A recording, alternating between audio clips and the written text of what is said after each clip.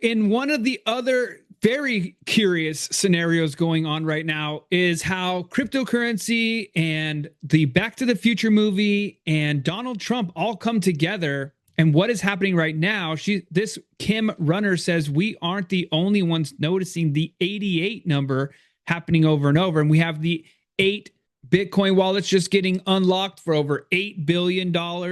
So this is a repost of a video from TikTok, the @the_Maverick approach on TikTok. Take a listen to this. The Donald Trump Back to the Future rabbit hole continues.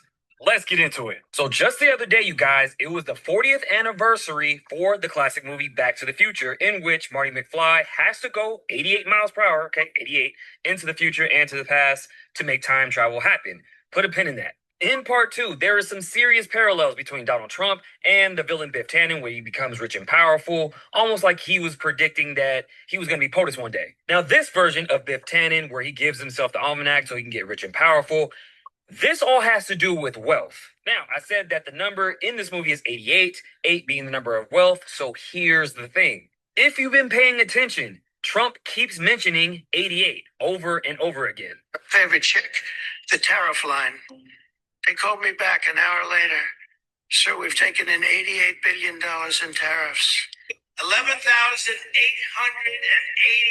murderers came into our country, and some we've already gotten. But now, if you paid attention to that last number, it's actually the same number as this executive order, 11,888, signed by Ford, which has to do with taxes and tariffs and America's wealth.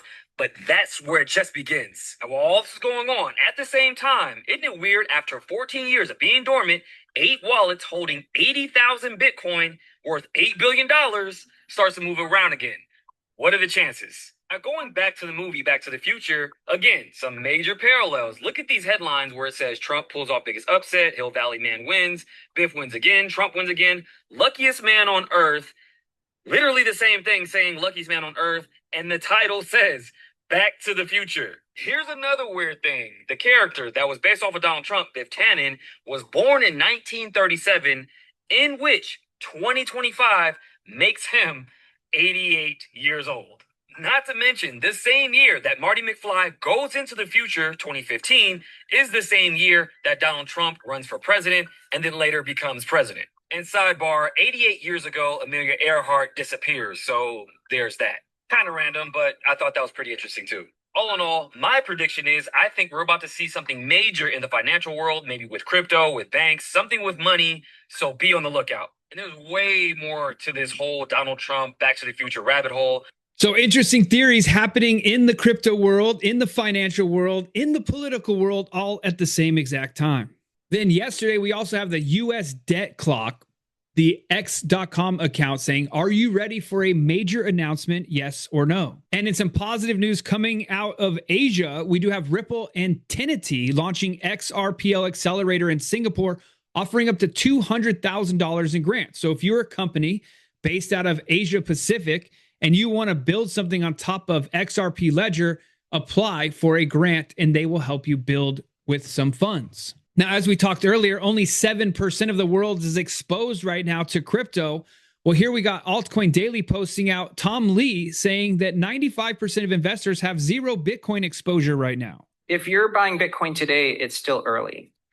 I don't think it's too late. So if you have zero exposure to Bitcoin and you feel like you missed it, 95% of investors have zero Bitcoin exposure. So you're still way ahead if you're buying Bitcoin today. If you look at Bitcoin wallets, comparing it to the internet, we're back to 1996 levels. Internet went exponential from 1996. So it's still the earliest days. I think Bitcoin is very useful because in the future, we're not going to be able to trust anything because cybersecurity, there's nothing secure anymore. We can sample your voice. I mean, even someone takes our voice, translates into Korean using my voice, you'll never know what's true anymore. So you need to be able to trust a system. The blockchain, the Bitcoin blockchain is the most trusted blockchain. And that's why the United States wants to have 1 million Bitcoin. US companies are buying Bitcoin. Banks will soon carry Bitcoin as collateral. But Ethereum is really important too. Did any of you buy the Circle IPO or own Circle? Circle is a stablecoin, and they just went public 10 days ago at $31. It's now 242. What is the ticker code? CRCL. CLCL. Circle is a stablecoin. It's the second largest. Stablecoins are being pushed by the United States government. Here's the thing. Circle runs on Ethereum. Stablecoins run on Ethereum. So as stablecoins explode, Ethereum is the backbone for stablecoins. So I think Ethereum is going to make a big comeback as well. So I think those two are useful. And then Solana I like, but it's not nearly as used as Ethereum. All right, jumping over to the XRP charts. As we covered a couple of days ago, very positive news has happened in our long-term momentum indicator. We have broken back into bullish. It's been quite some time. As you can see, we broke down to bearish May 29th, but looking strong right now. Very positive, back into the bullish. On top of that, we also have our short-term momentum indicators have come up to the top. White one being middle term. Green one is our shortest term. As you can see right here, price did come back down to our support zone here at $2.15.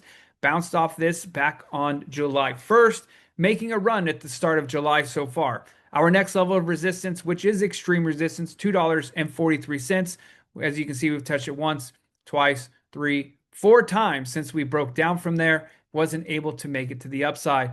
This is based on traditional supply and demand zones. If we lose $2.15, we could be headed back to $1.90. Now let's take a look at our weekly spider lines chart. And these numbers are relatively the same. We have $1.90, but we have $2.25, which is where we're at right now. We are breaking through that zone. As you can see, we've tried it once and twice and 3 times, 4 times, 5 times as of recent to break through that zone. Was not able to have a bodied closed candle above that level. In fact, we haven't had a bodied closed candle above this level since June 11th. So with today's candle coming to an end in 3 hours and 30 minutes or so, we'll see if we can get a close and a continuation.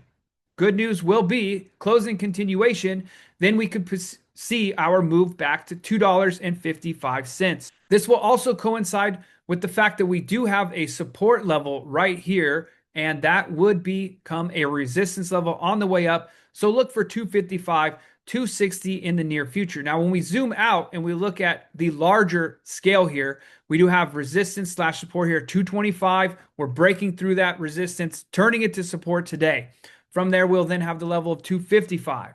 From then, we'll then have the level of 289. Then it's going to get pretty busy before we can blow through to these previous all-time high levels, getting up into the 350 level and then getting us to the 389.